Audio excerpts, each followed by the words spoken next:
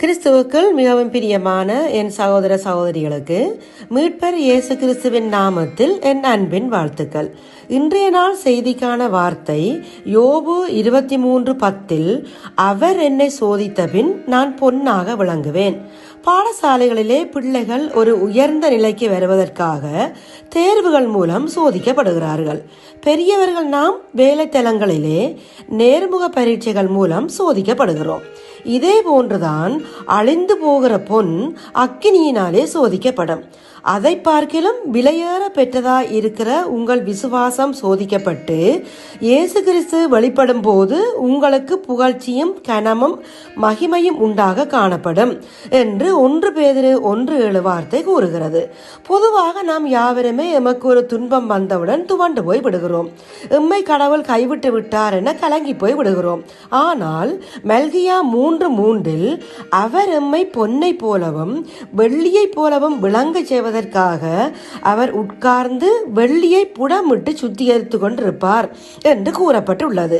ஆதலால் எமது துன்பத்தின் வேளையிலும் அந்த உட்கார்ந்து என்ற வார்த்தையின் மூலம் அவர் எம்முடனேயே இருக்கிறது வெளிப்படுத்தப்படுகிறது.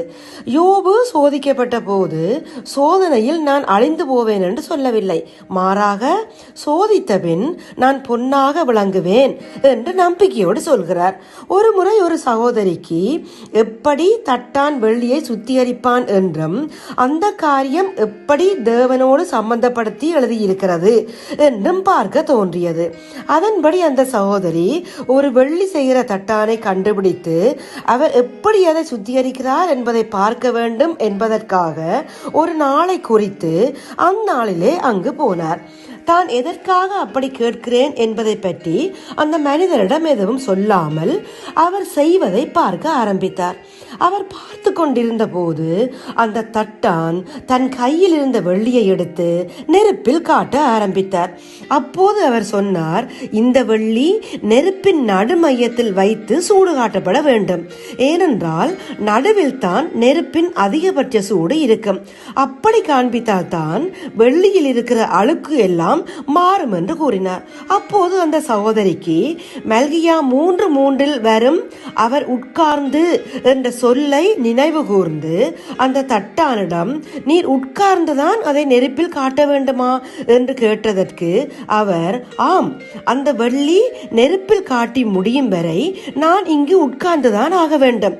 அது மட்டுமல்ல, என் கண்கள் அதன் மேலேயே இருக்க வேண்டும். ஒரு நிமிடம் அதிக நேரம் இந்த வெள்ளி நெருப்பில் இருந்தாலும் அது ஒன்றுமில்லாமல் சேதமாகிவிடும் என்று கூறினார். அதை கேட்ட அந்த சகோதரி சற்று நேரம் அமைதலாய் இருந்த பின், நீர் எப்படி இந்த வெள்ளி சுத்தமாயிற்று என்று அறிவீர் என்று கேட்டதற்கு அவர், அது மிகவும் சுலபம், என் சாயல் அதில் தெரியும் என்று கூறினார். இதை கேட்டுக்கொண்டிருக்கிற எனக்கு அன்பானவர்களே, நெருப்பின் நடுவில் போடப்பட்ட வெள்ளியை போல் இருக்கிறேன் என்று நீங்கள் புலம்பலாம். ஆனால் தேவன் உட்கார்ந்து உங்களை புடமிட்டு கொண்டிருக்கிறார். அவர் கண்கள் உங்கள் மேலேயே இருக்கிறது.